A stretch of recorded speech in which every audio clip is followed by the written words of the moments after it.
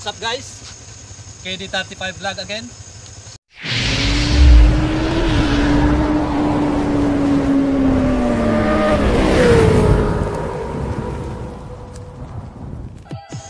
Dito sa video natin ngayon, ikukumpara natin si Click 125 Game Changer at saka si Honda RS 125 Fi. Parehong Honda, parehong 125, parehong Fi. Yun lang. Itong si RS 2017 model.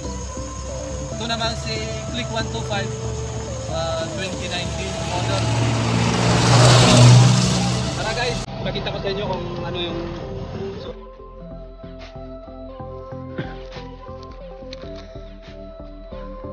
Okay guys, ito lang masasabi ko sa dalawang motor na to. Since pareho silang Fi, syempre pareho din matipid sa gas. At pareho din ang lakas kasi 125 naman silang parehas. Kakaiba lang talaga, mas advanced na ang specs ni Click kumpara kay RS. Pero yun, overall para sa akin, maganda sila pareho. Honda ata yan.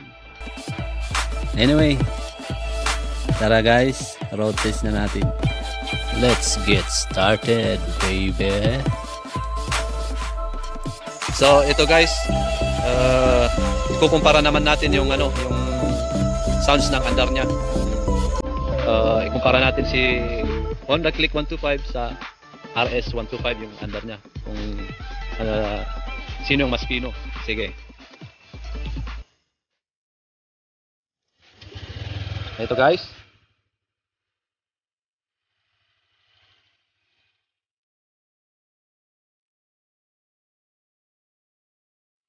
Ayan guys, si RS 125 naman yung paandarin natin.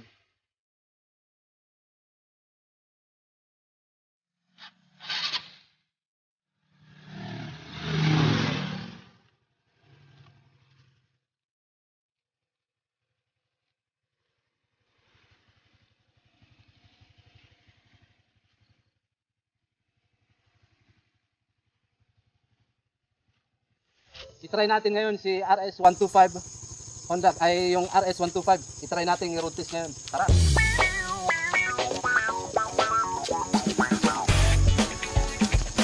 Mataas!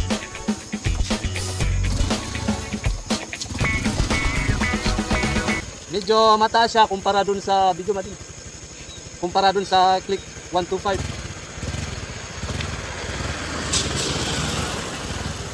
So tara! Subukan natin doon.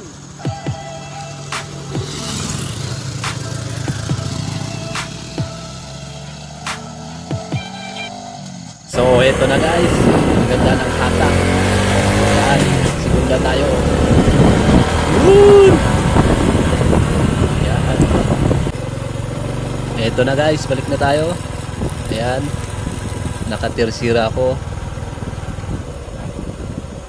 Kahit bitinin mo yung tirsira niya, maganda pa rin yung takbo. Ayan. Malakas din siya guys.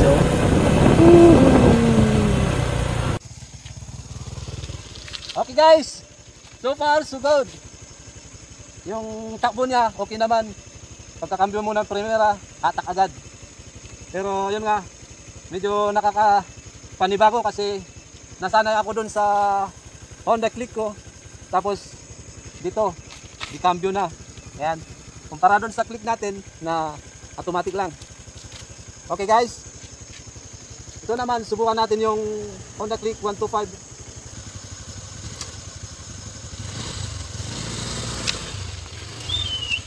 Tara, samahan niyo ako.